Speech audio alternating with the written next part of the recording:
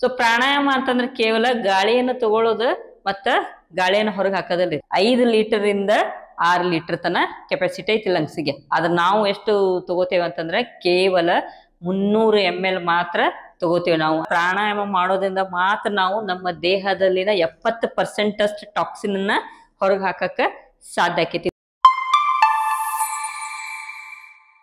Hi friends, ನಮಸ್ತೆ. ನಾನು ಮಂಜುಳಾ, ನಿಮ್ಮ ಯೋಗ ಕೋಚ್. ಪ್ರಾಣಾಯಾಮ. ಸೊ ಪ್ರಾಣಾಯಾಮ ಅಂದ ತಕ್ಷಣ ನಮ್ಗೆ ಏನ್ ನೆನಪರ್ತೈತಿ ಹೇಳ್ರಿ? ಉಸಿರು ತಗೊಳ್ಳೋದು, ಉಸಿರು ಬಿಡೋದು, ಮತ್ತು ಅದ್ರ ಹೆಸರುಗಳ ನೆನಪರ್ತಾವು. ನಾಡಿ ಶೋಧನ ಪ್ರಾಣಾಯಾಮ, ಭಸ್ತ್ರಿಕಾ, ಕಪಾಲಭಾತಿ, ಬ್ರಾಹ್ಮರಿ, ಸೂರ್ಯ ಅನುಲೋಮ ವಿಲೋಮ, ಚಂದ್ರ ಅನುಲೋಮ ವಿಲೋಮ, ಈ ರೀತಿ ಸಾಕಷ್ಟು ಹೆಸರುಗಳ ನೆನಪರ್ತಾವ. ಪ್ರಾಣಾಯಾಮ ಅಂದ್ರೇನು, ಪ್ರಾಣಾಯಾಮದ ಅರ್ಥ ಏನು, ಅದ್ರ ಲಾಭಗಳೇನು ಅನ್ನೋದನ್ನ ತಿಳ್ಕೊಳ್ಳೋಣ್ರಿ.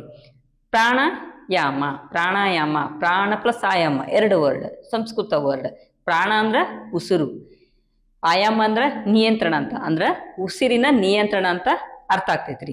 ಸೊ ಪ್ರಾಣಾಯಾಮ ಅಂತಂದ್ರೆ ಕೇವಲ ಗಾಳಿಯನ್ನು ತಗೊಳ್ಳೋದು ಮತ್ತ ಗಾಳಿಯನ್ನು ಹೊರಗೆ ಹಾಕೋದಲ್ರಿ. ಪ್ರಾಣಾಯಾಮ ಅಂತಂದ್ರೆ ನಾವು ಏನ್ ಮಾಡಕತ್ತೀವಿ ಅಂತಂದ್ರೆ ಜೀವಶಕ್ತಿಯನ್ನ ನಾವು ತಗೊಳಕತ್ತೀವಿ. ಮೂಗಿನ ಮೂಲಕ ಜೀವಶಕ್ತಿಯನ್ನು ನಾವು ತಗೊಳಕತ್ತೀವಿ. ನಮ್ಮ ದೇಹದ ತುಂಬಾ ಪ್ರಾಣದ ಊರ್ಜೆ ಐತಿ. ಸೊ ಈ ಶಕ್ತಿ, ಊರ್ಜೆ ಅಂದ್ರೆ ಶಕ್ತಿ. ಈ ಪ್ರಾಣದ ಊರ್ಜೆಯಿಂದಲೇ ನಮ್ಗೆ ಏನೇನಾಗ್ತೈತಿ ಅಂತಂದ್ರ ಕಣ್ಣುಗಳಿಗೆ ದರ್ಶನ ಶಕ್ತಿ ಐತ್ರಿ, ಕಿವಿಗಳಿಗೆ ಶ್ರವಣ ಶಕ್ತಿ, ನಾಸಿಕಕ್ಕ ಪ್ರಾಣ ಶಕ್ತಿ, ಮಸ್ತಿಷ್ಕಕ್ಕ ಜ್ಞಾನ ಶಕ್ತಿ, ಹೊಟ್ಟೆಗೆ ಪಚನ ಶಕ್ತಿ ಐತಿ. ಸೊ ಒಂದು ಶಕ್ತಿಯಿಂದ ಇಷ್ಟೊಂದು ಶಕ್ತಿಗಳ ನಮ್ಗ ದೊರಕೈತ್ರಿ. ಸೊ ನಾವು ಉಸಿರು ತಗೋತೇವ್ರಿ. ಸೊ ಉಸಿರು ತಗೊಂಡಿದ್ದೆಲ್ಲ ಹೋಗ್ತೈತಿ ಅಂದ್ರೆ ನಮ್ಮ ಲಂಗ್ಸ್ಗಳಿಗೆ ಹೋಗ್ತೈತಿ, ನಾಡಿಗಳ ಮೂಲಕ.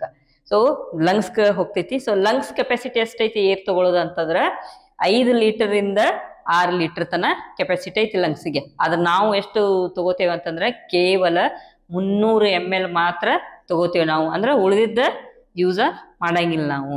ಸೊ ಅದಕ್ಕೆ ಪ್ರಾಣಾಯಾಮ ಮಾಡೋದ್ರಿಂದ ಅಂದ್ರೆ ಪ್ರಾಣಾಯಾಮ ಏನು ಡೈಲಿ ಬೇರೆ ಬೇರೆ ರೀತಿಯಾದ ಪ್ರಾಣಾಯಾಮಗಳದಾವ್. ಸೊ ಟೆಕ್ನಿಕ್ಸ್ಗಳದಾವ್. ಸೊ ಅವನ್ನ ಮಾಡೋದ್ರ ಏನಾಗ್ತೈತೆ ಅಂತಂದ್ರೆ ನಾವು ಕೆಲವೊಂದು ಪ್ರಾಣಾಯಾಮ ಅಂತಂದ್ರೆ ಈ ಕಪಾಲಭಾತಿ ಇರ್ಬೋದು, ಭಸ್ತ್ರಿಕಾ ಇರ್ಬೋದು, ಇಂಥ ಪ್ರಾಣಾಯಾಮವನ್ನು ಮಾಡೋದ್ರಿಂದ ಏನಾಗ್ತೈತೆ ಒಮ್ಮೆಲೆ ನಾವು 2500 ml ಅಷ್ಟ ಒಮ್ಮೆ ಉಸಿರನ್ನ ನಾವು ತಗೋತೇವ್ರಿ. ನಮ್ಮ ಶ್ವಾಸಕೋಶದಲ್ಲಿ 7,35,00,000 ಸ್ಪಂಜಿನ ಕೋಣೆ ಐತ್ರಿ. ಸೊ ಆ ಕೋಣೆ ತಲುಪಬೇಕು, ಅಷ್ಟು ತಲುಪಬೇಕಂತಂದ್ರ ನಾವು ಪ್ರಾಣಾಯಾಮನ ಮಾಡ್ಬೇಕ್ರಿ. ಆದ್ರೆ ನಾವು ಏನು ಈಗ ಉಸಿರು ತಗೋತೇವಲ್ಲ, ನಾರ್ಮಲ್ ಆಗಿ ಶಾಲೋ ಬ್ರೆತ್ ಅಂತ ಹೇಳ್ತೇವಲ್ಲ, ಸೊ ಅಷ್ಟು ತಗೊಳ್ಳೋದ್ರಿಂದ ಕೇವಲ 2 ಕೋಟಿ ಅಷ್ಟ ಹೊಂಟೈತದ ಉಸಿರು. ಇನ್ನು ಉಳಿದ ಇನ್ನು 5,35,00,000 ತನ ಅದು ಮುಟ್ಟನಕತ್ತಿಲ್ಲ. ಹೆಂಗ ನಮ್ಮ ಜೇನುಗೂಡಿಗೆ ಹೆಂಗ ಪದರಾದ ಲೇಯರ್ ಇರ್ತೈತಿ ನೋಡ್ರಿ ಸ್ಪಂಜಿಂದ, ಅದೇ ರೀತಿ ನಮ್ಮ ಶ್ವಾಸಕೋಶದಲ್ಲಿ ಕೂಡ ಐತಿ. ಪ್ರಾಣಾಯಾಮ ಮಾಡೋದ್ರಿಂದ ಏನೇನ್ ಲಾಭಗಳಿದಾವ ಅಂತಂದ್ರೆ ಶ್ವಾಸಕೋಶಗಳು ಬಲಿಷ್ಠ ಆಗ್ತಾವು ಮತ್ತು ರಕ್ತ ಸಂಚಾರ ಆಗ್ತೈತಿ ದೇಹ ತುಂಬಾ. ಸೊ ನರಮಂಡಲ ಬಲಿಷ್ಠ ಆಗ್ತೈತಿ, ನರಮಂಡಲ ಬಲಗೊಳ್ತಾವು. ಆಮೇಲೆ ಏನು ನಮ್ಮ ದೇಹದಲ್ಲಿ ಏನು ವಿಷಕಾರಿ ಅನಿಲ ಇರ್ತೈತಲ್ಲ, ಕೇವಲ ಪ್ರಾಣಾಯಾಮ ಮಾಡೋದ್ರಿಂದ ಮಾತ್ರ ನಾವು ನಮ್ಮ ದೇಹದಲ್ಲಿನ 70% ಅಷ್ಟು ಟಾಕ್ಸಿನ್ ಅನ್ನ ಹೊರಗೆ ಹಾಕಕ್ಕ ಸಾಧ್ಯ ಆಕೈತಿ. ಉಸಿರಾಟದ ಮೂಲಕ ಮಾತ್ರ ಸಾಧ್ಯ ಆಗ್ತೈತ್ರಿ. ಆಮೇಲೆ ಪ್ರಾಣಾಯಾಮ ಮಾಡೋದ್ರಿಂದ ಆಯುಷ್ಯ ಕೂಡ ವೃದ್ಧಿ ಆಕೈತಿ. ಸೊ ಈ ಆಯುಷ್ಯ ವೃದ್ಧಿ ಆಗ್ತೈತಿ ಅನ್ನೋಕೆ ಒಂದು ಉದಾಹರಣೆ ಏನಂತಂದ್ರೆ ಆಮೆ.